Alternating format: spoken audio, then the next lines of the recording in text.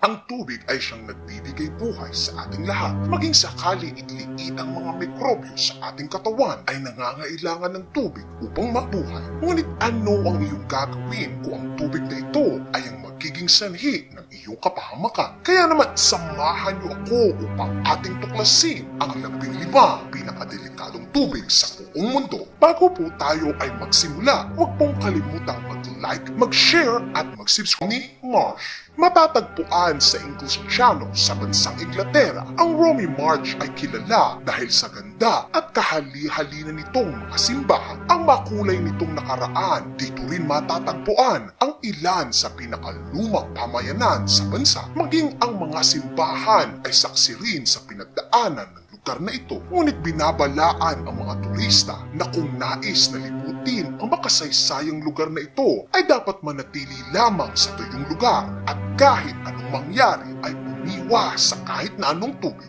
Dahil kung sino man ang sawing palad na malulublob sa kahit na gatalampakan lalim na tubig, sa pag-ahon nito ay magugulantang na ang kanyang talampakan ay kinapitan na ng di mabilang na mga linta.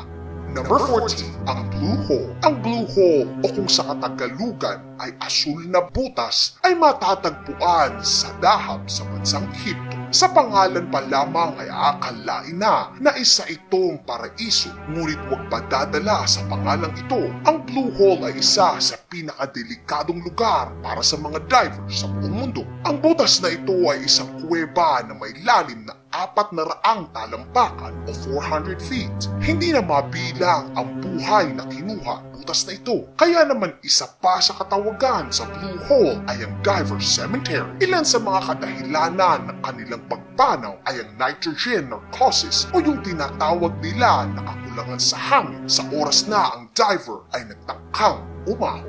Number 13, ang Lake Michigan. Hindi lamang ang Bermuda Triangle ang mayroong tila ba kakaibang pangyayaring nagaganap. Ang lawa sa Michigan ay responsable din sa mga hindi mabilang ng pagbagsak ng mga eroplano at ito ay hindi ipaliwanag. Ang ilan sa mga ito ay ang Flight 2501 na ituring na isa sa pinakagrabing plane crash sa kasaysayan. Ito ay kinasawi ng 58 pasahero. Magpasa hanggang ngayon ay hindi pa rin nakukuha ang mga pasahero kasamang lumubog ng eroplano. Napakadelikadong uri ng tubig ang lawang ito dahil biglaan na lamang na nakahatak ang current nito sa ilalim. Kaya naman marami din ang nalulunod sa Lake Michigan.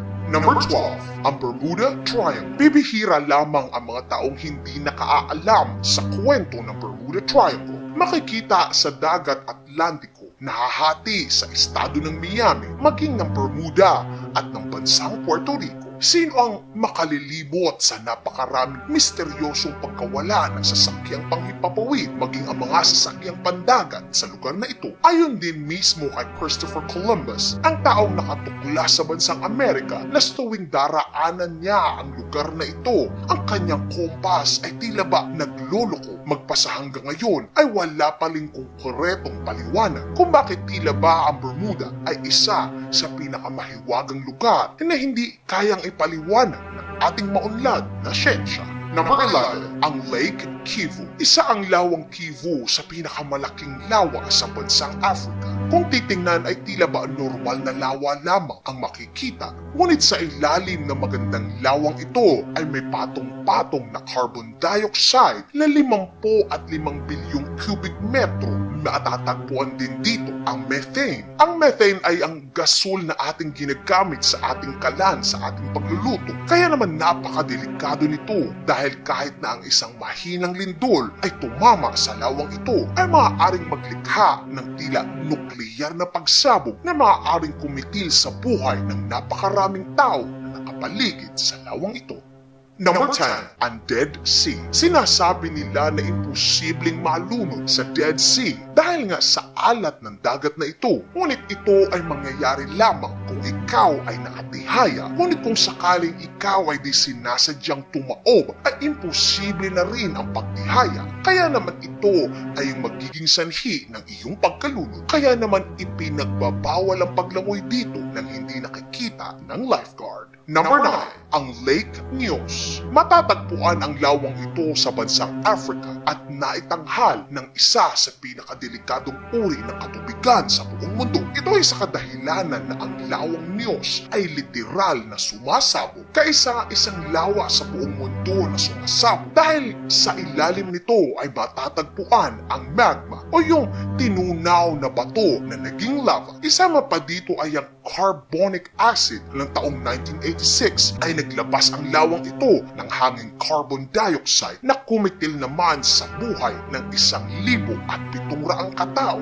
at 3,500 nilang mga alagang hayop. Number 8, ang Lake Champlain. Ang lawang ito ay isa sa naging inspirasyon sa pelikulang Blood Lake, Attack of the Killer Lamprey. Ang lamprey ay isda na tila ba malaahas ang itsura, ngunit ang isdang ito ay sumisipsip ng dugo. Hindi lang kapwa isda ang sinisipsipan nito ng dugo, maging ang mga walang kamuang-muang na tao. Madalas na itatala ang insidenteng ito sa lawa sa bansang Briton. Sinasabi na nakakatakot pagtaas ng bilang ng mga lamprey, maging ang bilang ng pag-atake nito, kaya mag-isip ng mabuti bago lumangoy sa katubigan, lalo na sa lawa ng Champlain. Number 7, ang Drake Passage. Matatagpuan sa gitnang bahagi ng Timog Amerika at katimugang bahagi ng Antarctica. Napakadelikado ng lugar na ito dahil ang hampas ng hangin ay umaabot sa kasing lakas ng isang bagyo. Ang hangin dito ay pumapalo ng 80 kilometro. Ito ay nagdudulot naman ng halos imposibleng pagkakataon na makita kung saan papunta ang isang tao. Kaya naman napakadaling mawala sa napakalamig na lugar na ito. Isa pa sa katawagan sa lugar na ito ay Ship Cemetery. Kung tawagin ay libingan ng barko dahil hindi na mabilang ang mga barkong napalubog ng lugar na ito. Ito nga ay naitala magmula pa ng panahon ni Magellan at maging magpasa hanggang ngayon ay hindi pa rin tumitigil ang lugar na ito sa pagkuha sa mga sawing palad na mandaragat. Number 6, ang Horseshoe Lake. Matatagpuan sa California sa bansang Amerika. Ang lawa ng Horseshoe ay napakadelikado dahil ito ay naglalabas ng carbon dioxide. Ang CO2 ay talaga namang napakadelikado sa kahit anong nabubuhay, maging tao man o hayop. Kung mapapagawi sa lugar na ito ay makikita na walang kahit na anong punong buhay na tumutubo 100 metro mula sa lawa. Kaya naman kung mapapadaan ay napakaraming mga plaka at senyas na makikita upang balaan ang kahit sino man sa panganib na dala lawang ito.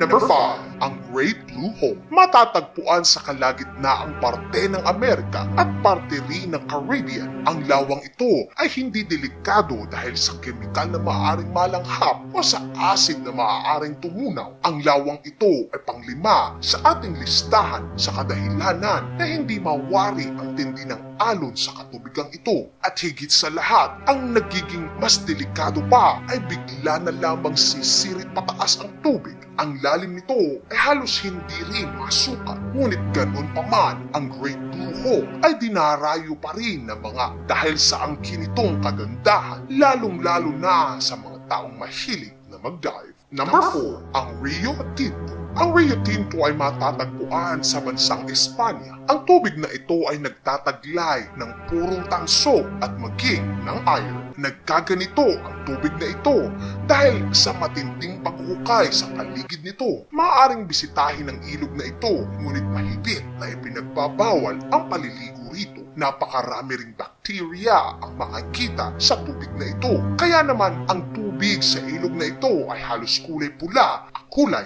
tanso.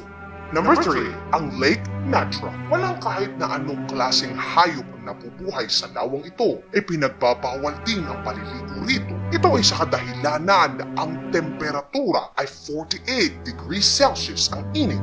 Nababalot ng tila asin ang ibabaw nito. Ang pH level dito ay 10.5. Kaya naman walang kahit na ano ang nabubuhay sa lawang ito.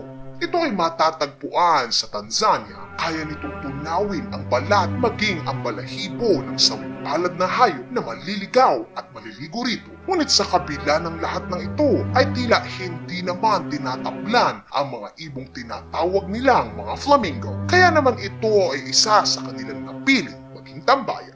Number 2, ang Jacob's Well. Matatagpuan sa Texas, sa bansang Amerika. Ang Jacob's Well ay hindi isang ordinaryong balon na itanghal na isa sa pinakadelikadong diving cave sa buong mundo. Ang Jacob's Well ay natural na nabuo. Ito ay 3 talampakan ang bunganga. Sa oras na makarating naman sa ilalim nito ay makikita ang salasalabat ng mga napakalalaking mga kuweba. Napakarami ng buhay ang kinuha ng balon na ito. Sa ilalim nito ay makikita ang karatula na nagsasabing tumigil, iwasan ang iyong kamatayan, huwag nang magpatuloy. Ito ay babala sa mga diver dahil ang balon na ito ay naging sanhi ng mga hindi na mabilang na mga diver na kahit kailan ay hindi na umahon mula sa Jacob's Well.